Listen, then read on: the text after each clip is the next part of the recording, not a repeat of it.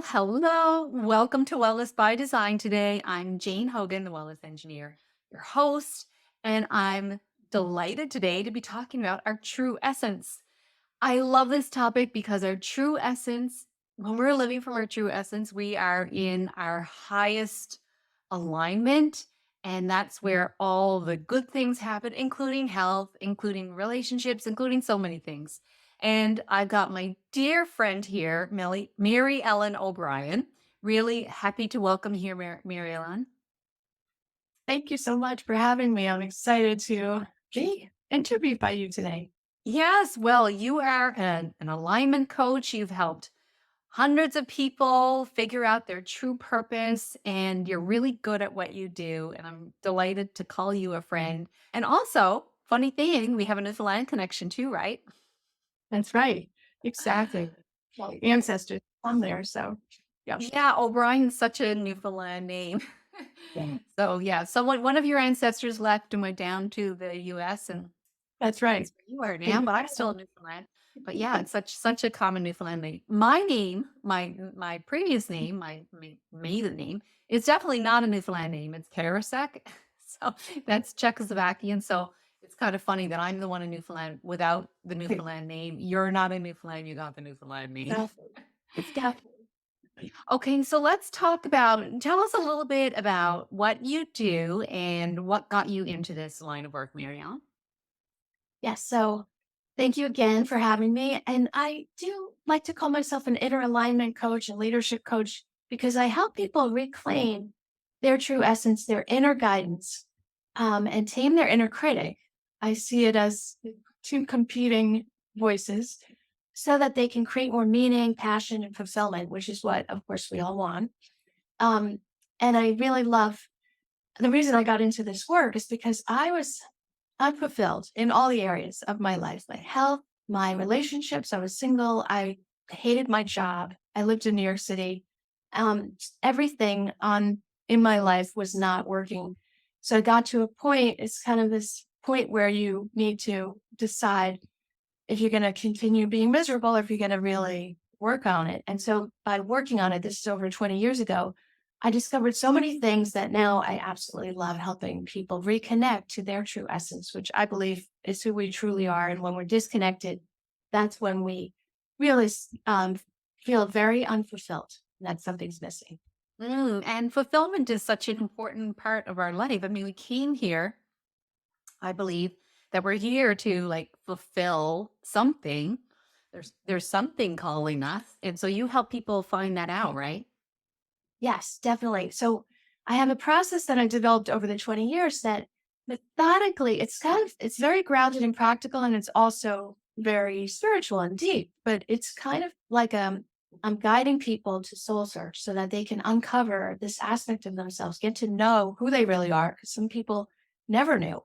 Some people need to reconnect to that aspect that they lost.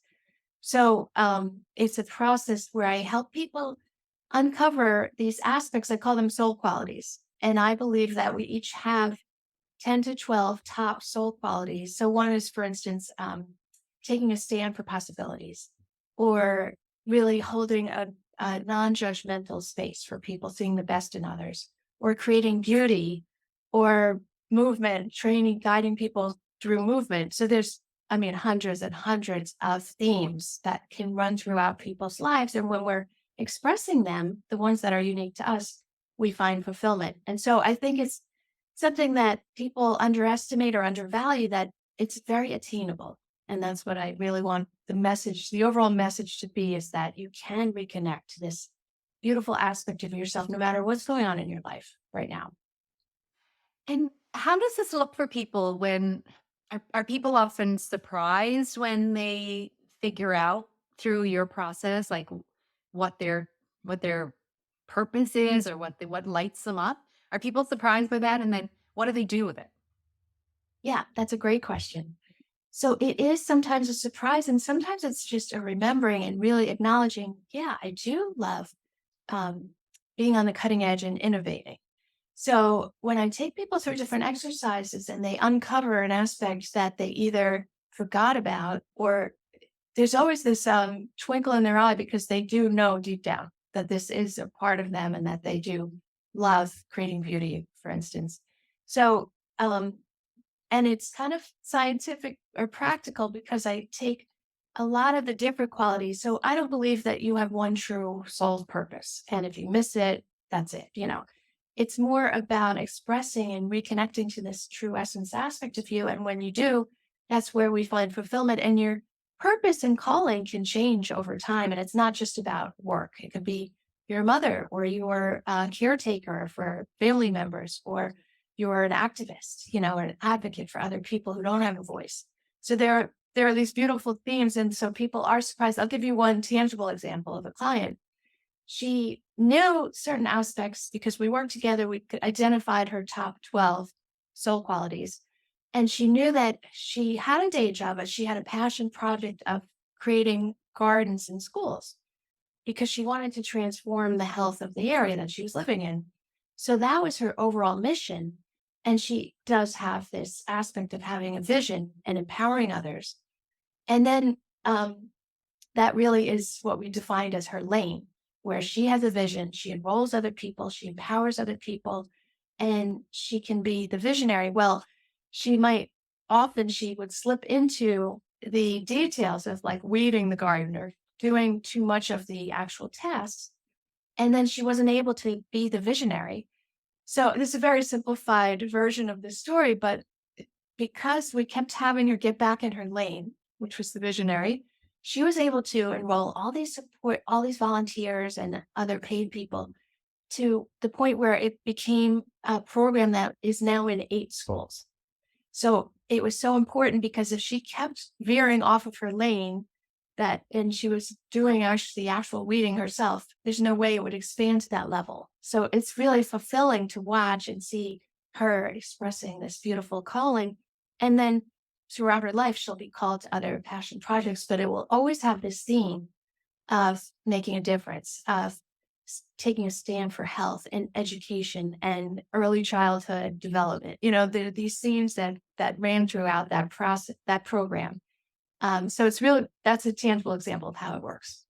I love that. I love that. And it's not like what you mentioned, like the purpose. It's like, here are the driving forces that I need to align with.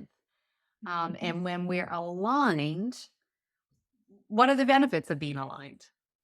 Yes. So once you kind of uncover what you already know, it's really remembering of who you are, and what you love, and you start expressing that part of yourself and even recognizing it because you may be expressing it but not fully valuing or acknowledging that aspect of yourself. So once you're more conscious of the whole process, you're expressing your true essence, and you're connected to yourself, and you're standing in your truth.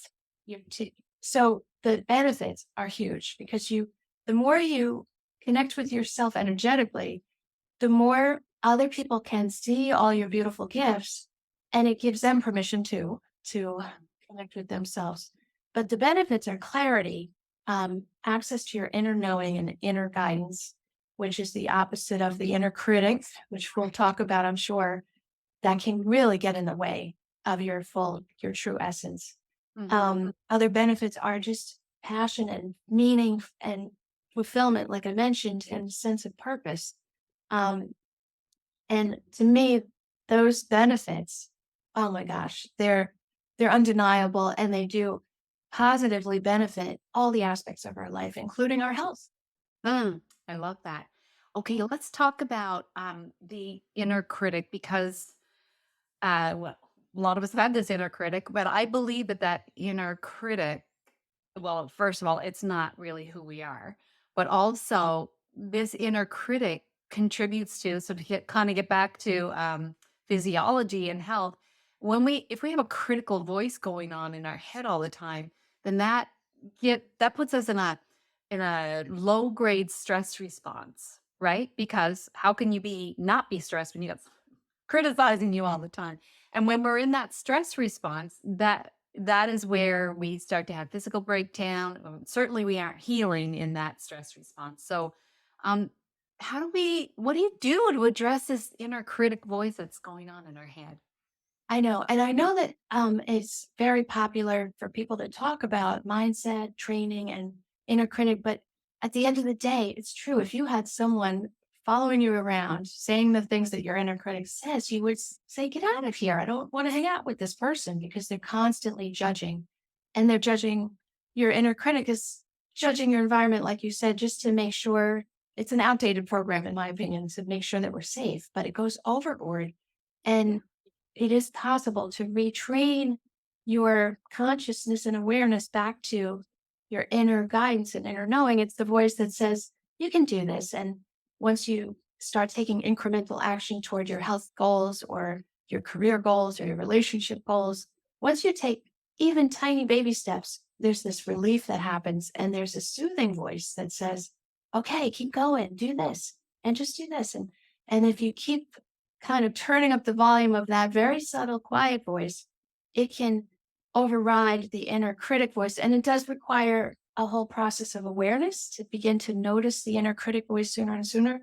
So I've developed a process to help people do that. But just for sure, I know that when people are struggling and feeling discouraged and just lacking energy and feeling a lack of fulfillment and sense of purpose, I can guarantee that their inner critic is driving the car. And it's basically we need to shift the driver so that your inner wisdom and your inner voice, your true essence gets in that car, maybe for the first time.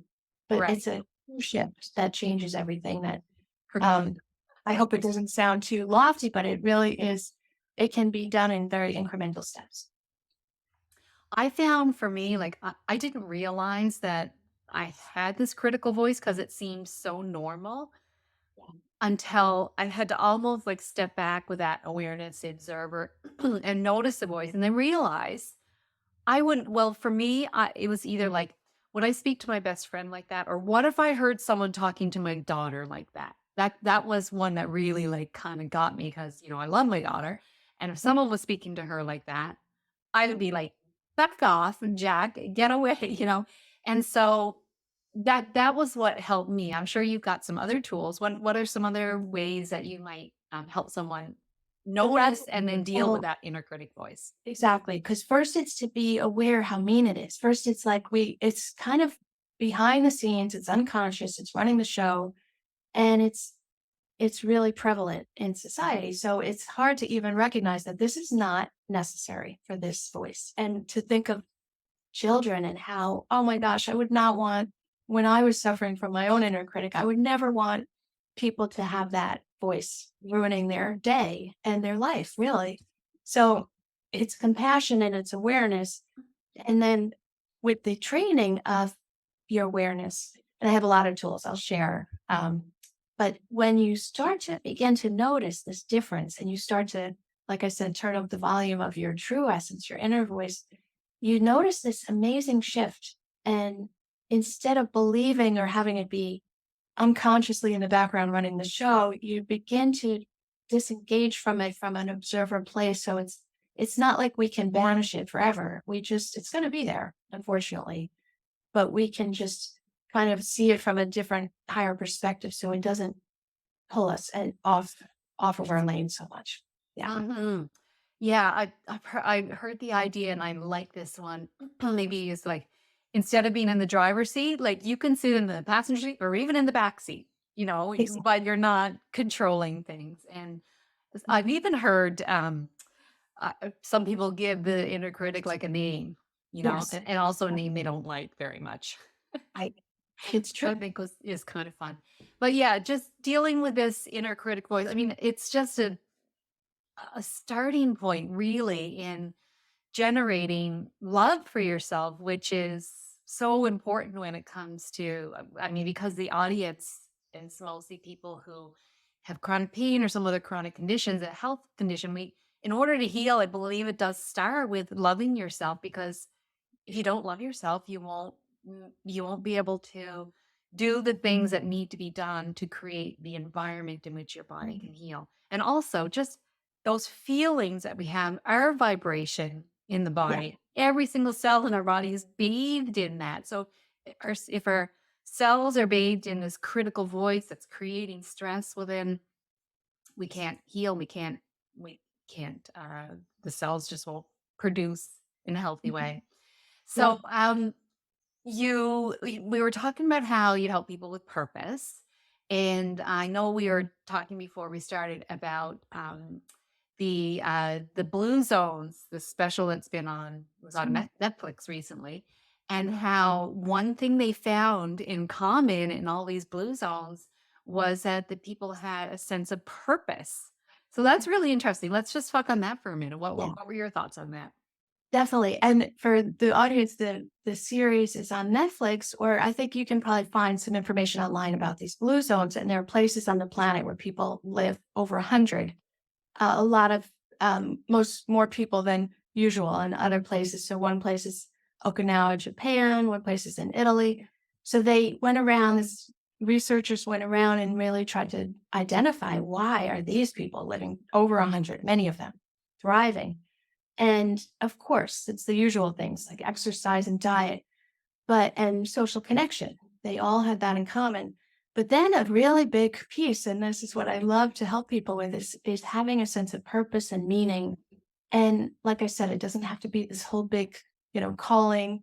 It can be that you're a great neighbor or these people who are older. So having a sense of purpose to get up in the morning, to go garden, to be a part of their community, to volunteer, and to have their own personal mission, however big or small that is a factor in living very long in this longevity. So I think that's the missing link that's a little less obvious than the other, diet and exercise.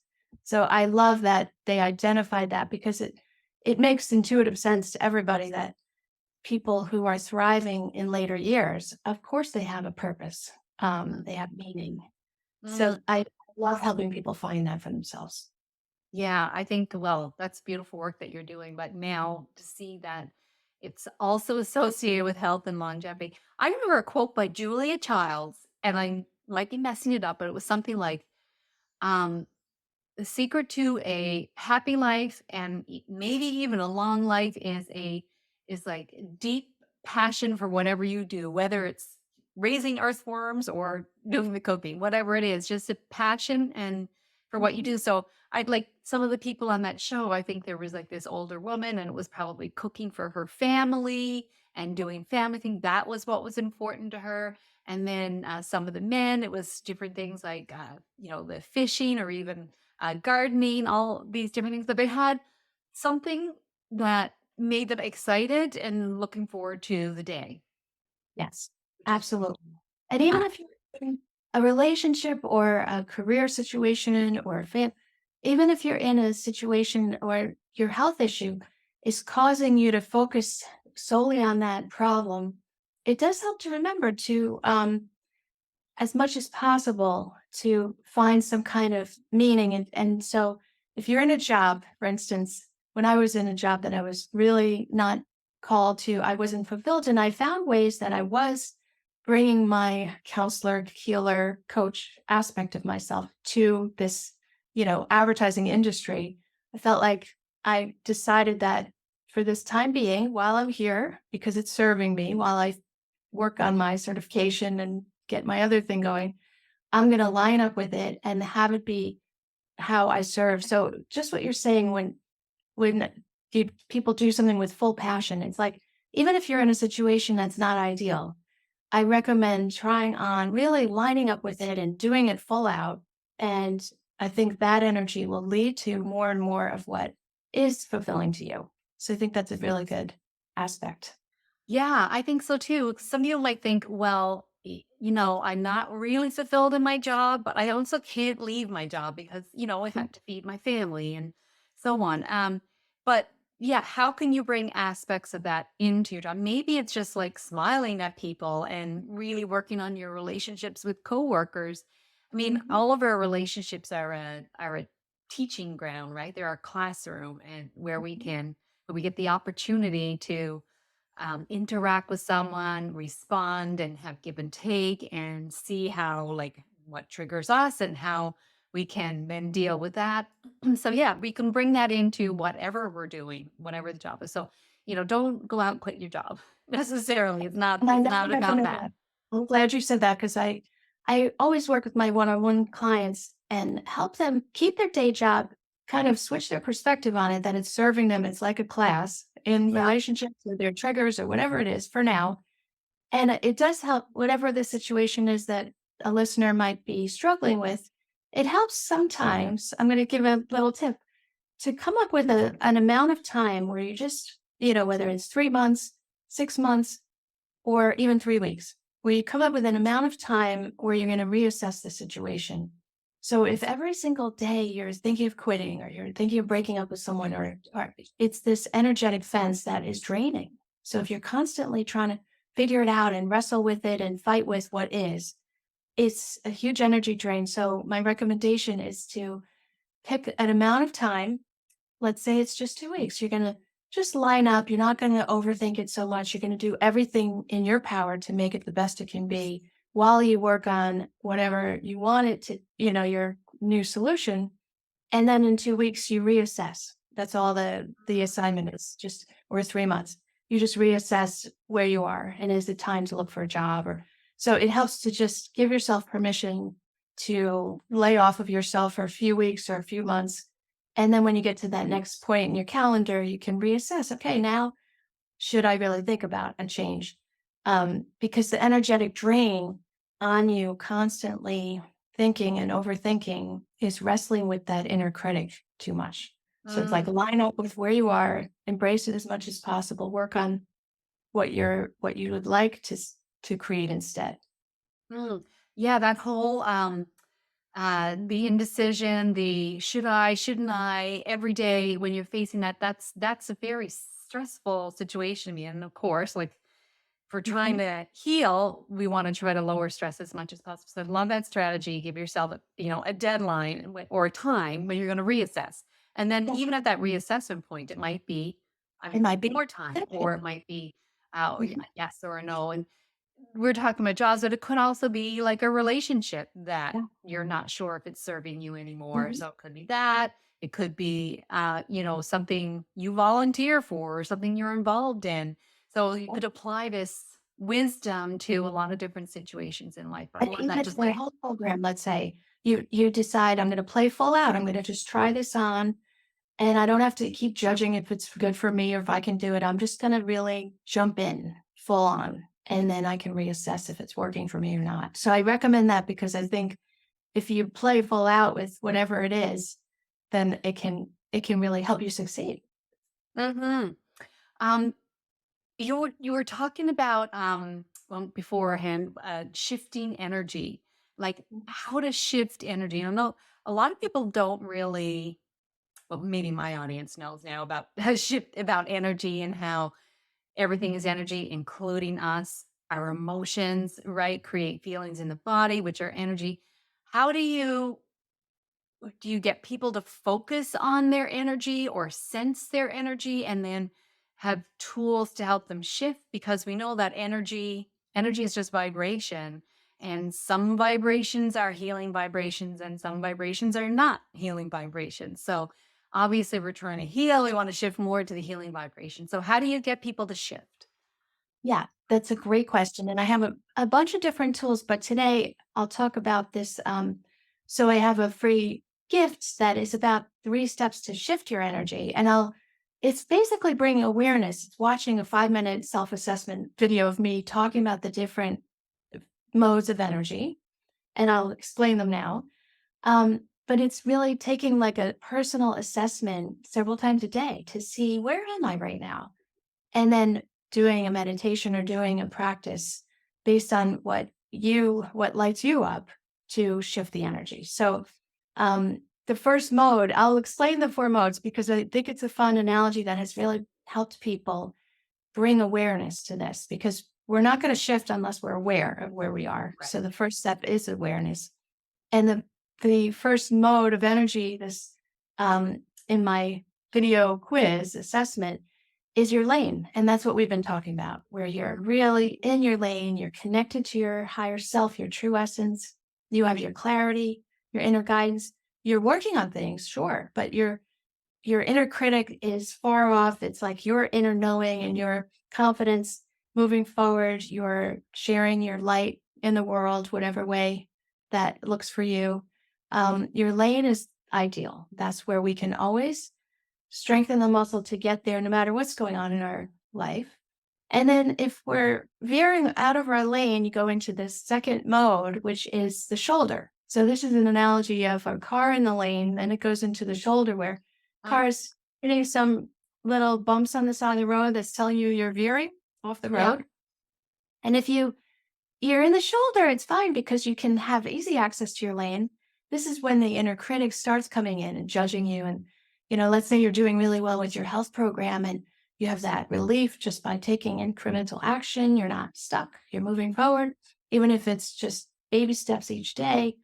And you're doing really well and you have that inner confidence going in your lane. And then all of a sudden, the inner critic comes in and says, you can't do it. You've tried before. That's what I'm talking about. So that voice comes in, you get in the shoulder, and you just want to notice that because then you can do something about getting back in your lane. And if you don't notice that you're wearing the shoulder, the car continues to veer. And I call it the woods. Okay. And the car is now hitting trees and it's hitting resistance. And it's now the inner critic is louder than your inner knowing and your inner voice. So that's the uncomfortable place. It's not the beautiful nature woods that we love. In this analogy, it's the car in the woods. And it's really not a place where you want to create from. You don't have full access to your clarity or your energy or your Mhm. aliveness and your passion. And it's hard to even notice sometimes if you're in the woods. So this is why I love to help people bring more awareness to where they are. And there's no judgment. Wherever you are, you can always get back. And so if you don't notice that you've veered over into the woods, the car veers off the cliff. And the cliff is the worst. It's when you feel discouraged, despair, low energy. And that's when you really have the inner critic completely driving the car. There's a very small, no glimmer of your true essence happening there. And that is so, so, so painful. And I really hope that people can become aware and know that it's just a phase of a mode, that they can strengthen the muscle to get back in their lane more consistently. And it's not 100% of the time. It's just consistently aligned in your lane is is really helpful, and not having judgment of where you are. So it helps for people to identify which mode they're in so that they can then do something to shift their energy. And it might be gardening. And that's where I ask people to come up with activities that really charge their battery. Mm. So for someone, it's gardening. For someone else, it's taking a walk around the block. It doesn't have to require a lot of time, but it shifts you over back into your lane. And once you get good at this, you really can't settle for less than being consistently aligned. So, What I love about that analogy is that we know that if we're driving, we can always get, just turn the wheel and get back in the lane again, right? And so we don't have to keep driving to the bumpy woods, hitting all the trees. We know we can do that. So I love that it kind of it implies yeah. that we have control, right? And we can Mhm. once we're aware of where we are, we can get back into our lane again where things are going smoothly. I really love that, Mary Ellen. And so you've got that as a gift for Yeah. people Yeah. to download. So we'll have the link there, Yeah. which is very sweet. Thank you very much. But I know we're getting to the end now. So I want to ask you a question that I always ask my guests, and that is it's all about intentional living, well, it's by design. So on purpose, being conscious and aware. Um, and I want to know what's one baby step you would recommend that someone could take today that's going to bring them back in their lane, bring them back on the healing path. What would you say, Mary Ellen? Yes. I love this because to me, I love mentioning this one exercise that can be a life changer, a game changer. And it's to take a piece of paper and write down 10 activities, small ones that really do charge your battery. If you're a battery, like a cell phone, what charges your battery? We know a lot of things that drain our battery, a lot of too much technology and cell phones and TV and computers. But what charges your battery? And it's different for everyone. And it can be a bunch of things, that I mentioned, like gardening, but yoga, a lot of times nature, we're all starved for a little bit more nature time. But it might be learning, it might be, connecting with others, and it might be laughing and comedy and artistic expression of all sorts, music and writing. And so it's very helpful to come up with a list of 10, and it doesn't have to be these big, huge things. It can just be a 5-minute conversation with a friend, or it can be smiling at a stranger in the grocery store. So, what lights you up, charges your battery, feeds your spirit, and we want to have this list. And then I recommend picking 3 of those items and carve out the time this week to do them. And it's a game changer, really. I love And that. Yeah, yeah, I recognize. say that it helps you reconnect to your true essence too, because the things that you love are related to you and your true essence. Mm, it so is. It so is. But we just pay attention. What is it I like to do? What is it that lights me up? That is so beautiful, Marianne. Now, where's the best place for people to find you online? Where are you most active? Facebook is where I'm most active. And of course, my website, I have a lot of free tools and I offer group classes. It's Awaken Your True Essence. Um, and on Facebook, it's Awaken with Mary Ellen. Okay. So, but there'll be the gift in the show notes. So, yes, Oh, I thank you for look forward that. to helping people really discover and reconnect with their true essence. And it was such a pleasure speaking with you. Ah, so nice having you here today. We'll have all those links in the notes. So just scroll down if you want to find Mary Ellen and this tip that she's given us to write down the 10 things, 10 little things that light you up, and then commit to doing 3 of them in the next week. I love that, Mary Ellen. I love the work that you're doing. Thank you so much for the work that you're doing and for being a guest on Wellness by Design today. Oh, thank you so much for having me. It's a pleasure. And thanks to the audience for watching and listening and taking action. I'm going to thank you in advance for taking action. I hope you're taking action because every little thing that you do that aligns you with your soul, like Mary Ellen was talking about, also aligns you with health. So that's what we're all about, right? We want the best life and health for you. So take action, and I will see you again soon. We'll say goodbye for now, and Wellness by Design. Thank you.